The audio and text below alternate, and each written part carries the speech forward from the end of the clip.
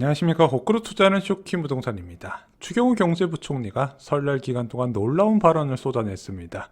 1월 23일 YTN 뉴스와의 인터뷰에서 나온 내용인데요. 금리 인하와 DSR 규제에 관련돼서 언급이 있었습니다. 이것으로 한국은행과 마찰이 보인다는 언론과의 지적도 있었는데요. 영상 시청 전에 구독으로 인생을 바꾸시기 바랍니다. 지난 23일 YTN 뉴스 24에 출연한 추경호 경제부총리, 여기서 어떤 이야기를 꺼냈냐? 고물가에 대한 의견을 이야기했어요. 앞으로 물가 상승률이 어떤 식으로 진행될 것 같다. 그 다음에 고금리에 대한 의견을 이야기했는데 특히 부작용에 대해서 강조를 많이 했습니다. 마지막으로 부동산 규제에 대한 의견, 과연 남아있는 부동산 규제가 있는지, 어떤 것을 언급을 했고 앞으로 어떤 것이 풀릴지까지 쉽게 뒤에서 정리를 드리겠습니다. 자, 첫 번째, 고물가에 대한 의견입니다. 자, 추경호 경제부총리 이렇게 이야기를 했어요. 현재 5%의 물가지만 1분기를 서서히 지나면 아마 4% 물가 상승률을 보게 될 것이다. 그리고 2분기가 지나고 3분기가 되는 하반기에는 3%대 물가를 볼 수 있을 것이다. 그래서 현재 정부에서도 각종 관세를 낮춘다든지 세금을 인하해서 생활 물가를 잡고 있다. 그래서 낙관적인 물가 전망 시나리오를 제시했습니다. 추경호 경제부총리가 이야기한 물가 전망은요, 얼마 전에 한국은행에서 발표한 경제 전망에 포함된 물가 전망과 거의 유사합니다. 한국은행에서는 2023년 상반기의 물가 상승률을 4.2%로 봤고요. 2024년 하반기의 물가 상승률을 3.1%로 봤습니다. 그래서 이창용 은행 총재가 올해 12월 달에는 3% 수준의 물가가 될 것이다. 이렇게 얘기를 했었죠. 자, 두 번째, 이제 이슈가 됐었던 게 바로 고금리에 대한 의견이었습니다. 추경호 경제부총리는요, 전 세계가 물가를 잡기 위해 고금리 정책을 쓰고 있는데 우리도 예외가 될 수 없다. 다만 가파르게 올라서 이렇게 하다가는 서민들, 일반 경기에 타격을 줄 수 있다는 목소리가 커지고 있다. 5년간 주택가격 급등의 주담대가 굉장히 많이 늘어났고 그 여파로 인해 금리를 조금 올려도 대출 상환 부담이 굉장히 커진다고 발언을 한 겁니다. 자, 대한민국 같은 경우는 이제 변동금리 비중이 높다 보니까 안 그래도 집값이 비싼 상태에서 많은 대출을 받았고 변동금리 비율이 높으면서 금리 인상 시기에 차주들 부담이 굉장히 커졌죠. 그래서 다른 나라도 다 올리고 있지만 우리나라가 특별히 금리 인상 부담이 커진다는 것을 강조했습니다. 그리고 논란에 대한 발언이 이것이었습니다. 금리 인상이 서민에 타격을 준다. 금통위가 감안할 것이라고 공개 언론 인터뷰에서 이렇게 이야기를 한 거예요. 세부적으로 좀 들여다볼게요. 경제가 어렵다 보니 대출을 쓰는 서민들이 이자 상환 부담이 힘들어하는 게 현실이다. 금리 정책은 전적으로 독립적인 금통위가 결정을 한다. 하지만 금통위가 그런 부분, 금리 부담이 커진 부분을 종합적으로 감안하지 않을까 생각한다고 답변을 한 겁니다. 사실상 정부가 한국은행 통화정책 방향 전환을 요구하는 것으로 해석될 발언이었다는 거죠. 자, 이것을 보고 과거 2014년을 떠올리는 분들도 계실 겁니다. 그 당시 취임했었던 최경환 부총리가요, 한국은행에다가 지속적으로 금리 인하 필요성에 대해서 계속 언론을 통해서 어필을 했었거든요. 그때 유명한 말이 있었죠. 척하면 쳐. 근데 완전히 인과관계를 무시할 수가 없는 게 최경환 부총리가 2014년 7월에 취임했거든요. 그 다음에 8월 달에 금리 인하했고 10월 달에 금리 인하했고 2015년 3월에 금리 인하했고 2015년 6월에 금리를 연속적으로 진행하게 됩니다. 그러면서 부동산 시장도 많은 변화가 나타나게 되죠. 그래서 경제부총리가 금리 인하 필요성에 대해서 다시 강조하는 게 2014년 이후에 처음 아닌가? 지금 이렇게 해석이 되고 있거든요. 언론도 여기에 굉장히 많은 주목을 하고 있습니다. 자, 지난 18일 이창용 은행 총재의 기자회견이 있었어요. 여기서 언론들이 어떻게 제목을 뽑았다? 금리 이미 높다. 참을 수 없는 비둘기 본능. 이창용 은행 총재가 피벗 신호를 보냈다. 연내 금리 인하 전망 본물, 이런 기사가 쏟아져 나왔죠.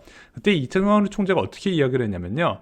현재 한국은행이 전망하는 물가 경로인 3%대로 떨어진다며 물가 외에도 경기와 금융 안정도 고려해서 통화정책을 운용하겠다고 밝혔습니다. 그래서 실제 물가가 3%대로 떨어지는 하반기에 금리 인하 가능성도 열려있다. 이렇게 시장이 받아들였거든요.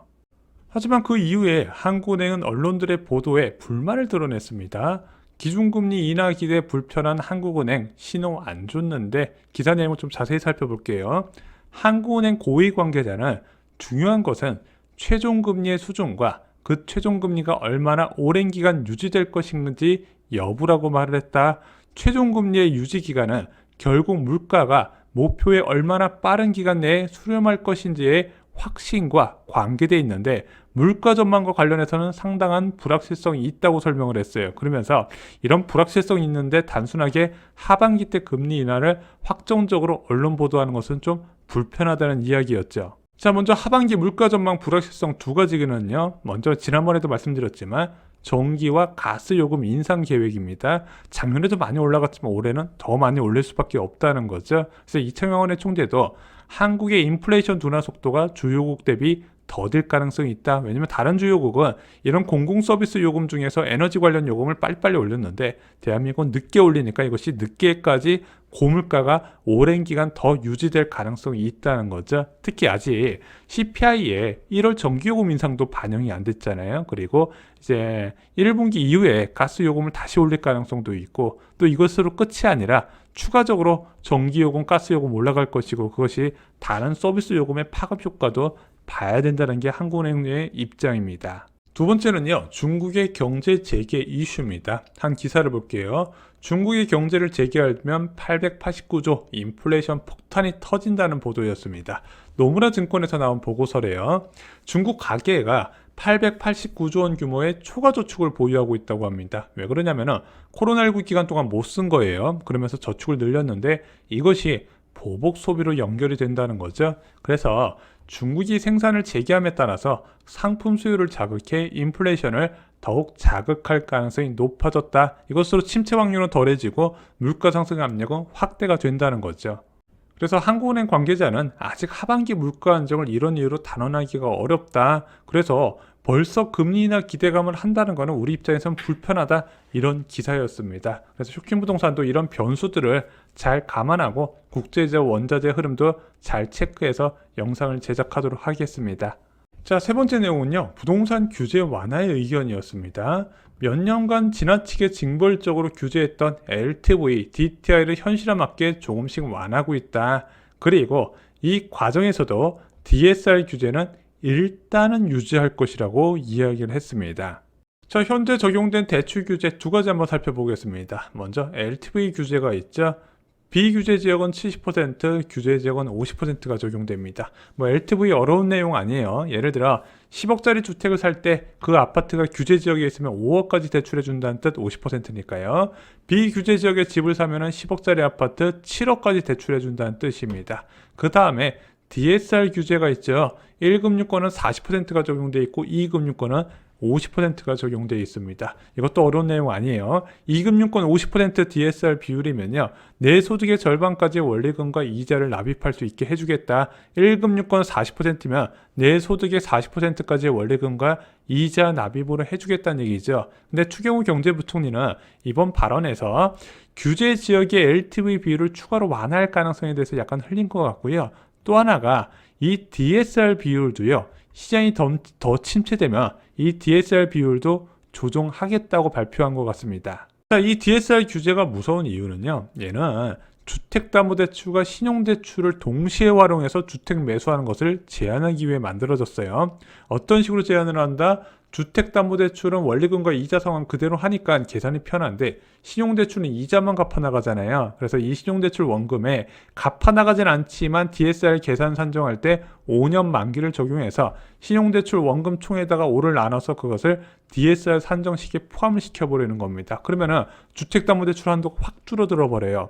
게다가 이 DSR 규제는요. 이자 부담이 많을수록 DSR 한도가 줄어들 수밖에 없잖아요. 그래서 금리 인하 시기에 이자 부담이 상승해서 대출 한도가 더욱더 줄어들 수밖에 없다는 거죠.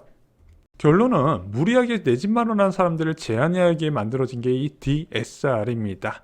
감당할 수 있는 집을 사라고 한 거죠. 이것은 미국 서프라임 모기지 사태의 교훈이었습니다. 왜냐면은 똑같은 LTV 비율을 해줬는데 서프라임 등급에서는 이제 연체 사고가 커지고 어느 정도 소득이 높은 등급에서는 연체 사고가 안 터지네. 아, 소득 높고 신용도 높은 사람들이 대출 많이 받아도 안전하구나. 그것을 나누기 위해서 DSR 규제가 도입이 된 거죠. 하지만 정부는요, 추가 침체에 대한 대응 카드로 DSR 완화도 고려하는 것으로 보여집니다.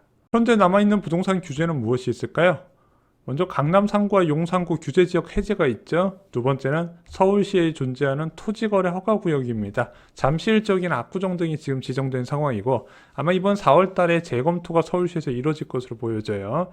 세 번째가 추경호 경제부총리가 언급했던 DSR 규제 완화 방안입니다. 마지막으로 분양권 규제 추가 완화도 가능해요. 전매 제한 기간을 더 단축하는 방법이 있죠. 그리고 여기서도 이것까지 다 풀었는데도 침체가 되면 부양책으로 넘어갈 거예요. 이거는 그냥 집을 다주택자가 더 사는 거를 못 사게 막는 규제들이고, 진짜 다주택자한테 모든 규제까지 다 풀었는데도 주택까지 추가로 건너가게 되면 이제부터는 세제 혜택을 준다는 거죠. 뭐 양도세 면제나 취득세 면제 이런 카드가 나온다는 거죠. 그래서 진짜 부동산 시장의 바닥은 이런 부양책이다. 이런 부양책이 나올 정도로 정부가 집 사달라고 애걸복걸할 때가 바닥이다고 보시는 전문가분들도 꽤 많이 계십니다. 자, 오늘 영상 요약을 해드리면요. 추경호 경제부총리는 정부는 하반기에 3%대 물가를 기대하고 있다. 한국은행과 비슷한 경로의 전망을 하고 있는데, 오늘 좀 주목받았던 게 바로 경제 주체들에게 부담이 가는 고금리를 낮출 필요성을 제기한다. 이것을 금통위 안에서 감안해주지 않을까, 희망인지 아니면 압박인지 모를 뉘앙스의 발언을 했습니다. 굉장히 이례적인 거라고 말씀드렸죠. 마지막으로 DSR 규제 완화도 옵션으로 있다는 것을 강조했습니다. 자, 2023년 저희가 말씀드린 대로 정말로 부동산 급락이 왔습니다. 2024년 초까지도 이런 역전세 상황은 이어지게 될 것이고 매도 압력이 강하게 작용될 겁니다. 이런 최악의 상황에서도 기회는 존재합니다. 쇼킹부동산 서적 역전세 대란에 보시면요, 내 집 마련에 필요한 모든 것을 담아두었습니다. 전월세 만기되는 분들께 꼭 추천을 드립니다. 이상으로 영상 마치겠습니다. 좋아요, 구독, 공유 꼭 부탁드립니다. 감사합니다.